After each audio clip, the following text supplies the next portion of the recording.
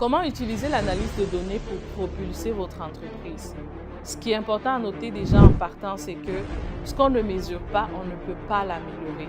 Lorsqu'on est dans une entreprise et qu'on est déjà fonctionnel, la question d'analyse des données, aussi petit soit-il, nous permet d'aller à un autre niveau de croissance et atteindre nos objectifs.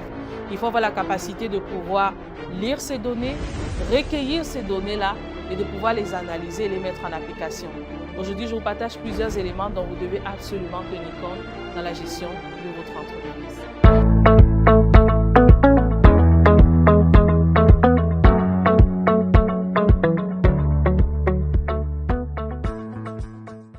Le premier point que vous devez faire, c'est que vous devez identifier les données utiles à votre entreprise. Par exemple, aujourd'hui, je vais vous citer 3 types de données que vous devez absolument pouvoir les noter, les identifier.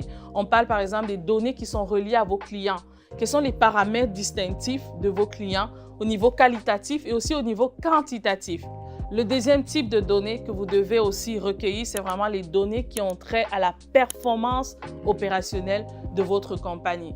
Donc, ça touche au niveau des données marketing, au niveau des données de communication, au niveau des données des livraisons de vos services, au niveau de vos activités. En fait, toutes les données qui constituent vraiment le fonctionnement de votre entreprise. Troisième point ou troisième source en fait de données, c'est vraiment des données reliées au marché. Vous devez connaître votre marché. Qu'est-ce qui se passe présentement dans votre marché? On ne se lance pas en affaires ou on ne développe pas un produit ou on ne persévère pas dans un secteur si on n'a pas des données. Prenez vraiment le temps de toujours aller recueillir qu'est-ce qui se passe, où est le besoin. Ça va vous aider dans plusieurs paramètres. Donc, première étape, recueillez les données. Et il y a présentement énormément d'experts qui sont dans l'analyse de données. Vous pouvez consulter certains pour aller vous aider à identifier quelles sont les données dans mon secteur d'activité et dans mon entreprise. Deuxième point que vous devez absolument tenir compte, c'est vraiment de faire le choix des outils et des méthodes d'analyse de ces données. Une chose est bonne de pouvoir avoir de bonnes données, de les recueillir, mais il faut avoir la capacité de les analyser et aussi même la constance de les analyser. Parce que souvent, on va voir des entrepreneurs qui vont analyser les données une seule fois, mais il n'y a plus de démarche par la suite. Donc, c'est très important de pouvoir mettre des outils en place, des méthodes en place qui vont vous permettre d'analyser vos données de façon continue à des fréquences fixes. Souvent, un des conseils que je donne aux entrepreneurs au niveau de la croissance, c'est vraiment fixez-vous des rencontres hebdomadaires. Durant ces rencontres hebdomadaires-là, suivez les données de votre entreprise, les données au niveau du site web, tous les données que vous avez et des indicateurs qui vont vous permettre d'aller vraiment suivre la croissance des données de façon continue. Certes, ça vous demande du temps, ça vous demande de l'investissement, mais c'est tellement des ressources qui vont être capitales pour vous pour pouvoir prendre des décisions ou faire d'autres choses. Donc, le deuxième point que vous devez absolument mettre en place, choisissez les outils, définissez les méthodes d'analyse et aussi mettez des fréquences, des routines, des éléments en place qui vont vous permettre d'analyser ces données de façon continue. Le troisième point est que ces données vont vous aider sur plusieurs paramètres. Le premier paramètre, ça va vraiment vous aider à optimiser les services que vous offrez à vos clients. Si vos clients sont satisfaits, on est d'accord que votre entreprise ira encore plus de croissance.